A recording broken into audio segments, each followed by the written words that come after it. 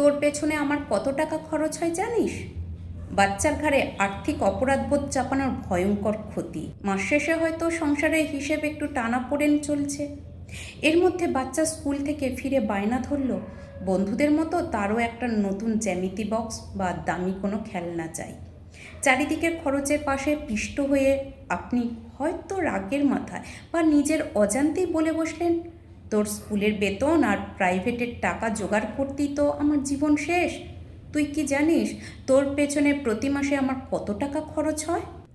আপাত দৃষ্টিতে মনে হতে পারে এই কথাটি বলে আপনি বাচ্চাকে অভাব বোঝাতে চাইছেন বা জীবনের বাস্তবতা বোঝাচ্ছেন, কিন্তু শিশু মনস্তত্ত্ব বলছে এই একটি মাত্র বাক্য আপনার বাচ্চার মনে জীবনের জন্য চরম ফিনান্সিয়াল অ্যাংজাইটি বা আর্থিক আতঙ্ক তৈরি করে দিচ্ছে।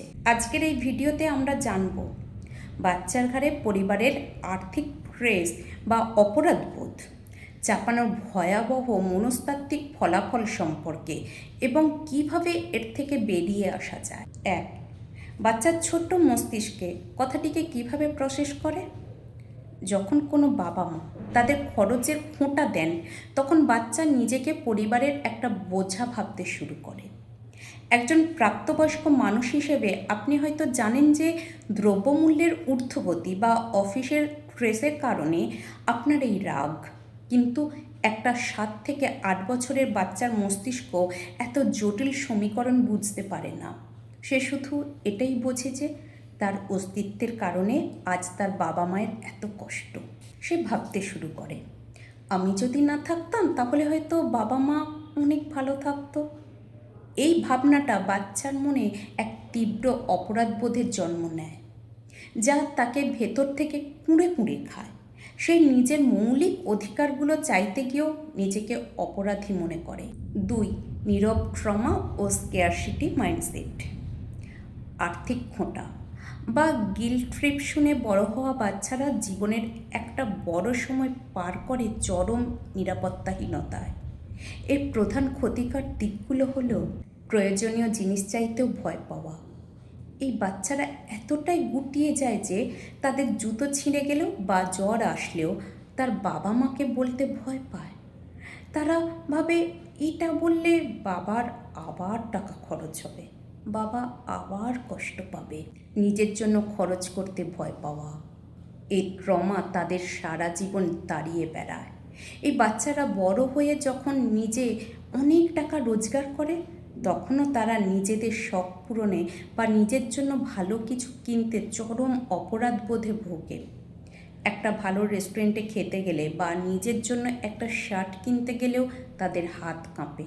তারা মনে করে আমি বোধহয় টাকা নষ্ট করছি। আত্মবিশ্বাসের শূন্যতা, আমার তো নিজস্ব কোনো মূল্য নেই, আমি শুধু মানুষের টাকা নষ্ট করি।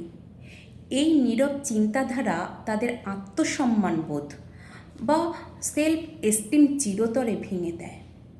তারা কখনোই নিজেদের প্রাপ্য অধিকারটুকু বা নিজেদের কাজের সঠিক পারিশ্রমিক কারো কাছে দাবি করতে পারে না। 3, স্মার্ট প্যারেন্টিং সলিউশন। টাকার মূল্য নাকি অপরাধবোধ, আপনি কোনটা শেখাচ্ছেন? বাচ্চাকে টাকার মূল্য শেখানো বা ফিনান্সিয়াল লিটারেসি দেওয়ার মানে তাকে ভয় দেখানো বা নিজের আর্থিক স্ট্রেসের দায় তার কাঁধে চাপানো নয়। আপনার যদি এই মুহূর্তে কোনো কিছু কিনে দেওয়ার সামর্থ্য না থাকে তবে তাকে খরচের খোঁটা না দিয়ে খুব শান্ত এবং লজিক্যালভাবে পরিস্থিতিটি হ্যান্ডেল করুন। দোষারোপ না করে লজিক দিন।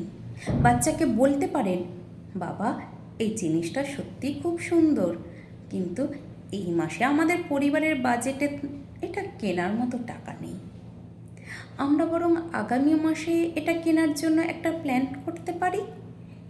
এখানে কোনো গিল্ট বা অপরাধবোধ নেই, শুধু আছে আর্থিক শিক্ষা। বিকল্প অপশান দিন। তাকে বোঝান যে টাকা একটা লিমিটেড জিনিস। আমরা যদি এই খেলনাটা কিনি তাহলে হয়তো এই উইকেন্ডে আমাদের বাইরে খেতে যাওয়াটা আর হবে না। তুমি কোনটা চাও? এতে সে নিজের সিদ্ধান্তের মূল্য দিতে শিখবে। পরিশেষে একটা সন্তান কখনোই নিজের পৃথিবীতে আসার জন্য আবেদন করেনি, বাবা মা হিসেবে আমরাই সিদ্ধান্ত নিয়ে তাদের এই পৃথিবীতে এনেছি, তাই তাদের বড় করার খরচটা আমাদের দায়িত্ব, তাদের প্রতি কোনো দয়া নয়। সন্তানকে আর্থিক বাস্তবতা অবশ্যই শেখাবেন, কিন্তু তাকে কখনোই আপনার সংসারের খরচের খাতা বা বোঝা হতে দেবেন না।